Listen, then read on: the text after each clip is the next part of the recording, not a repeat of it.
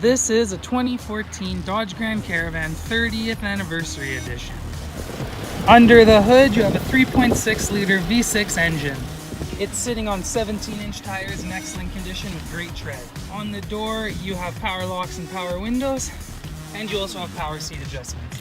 And looking inside, you can see premium black leather interior. On the steering wheel, you have phone options and cruise control.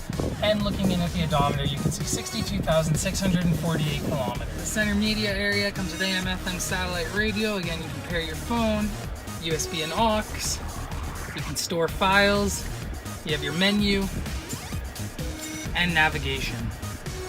Below that, you have all your climate control settings. Center console area, passenger side with power locks, power windows on the door, and your glove box compartments. And up above, you have your control panel for your power rear liftgate and power rear sliding doors. Coming into the back seat, you can see 2 front seats, 3 in the back for tons of passenger capability, tons of space for you to sit nice and comfortably. And up above, built-in DVD player, perfect for a long road trip. And then when you're done, in the back, you just push that button. Power rear sliding doors close automatically.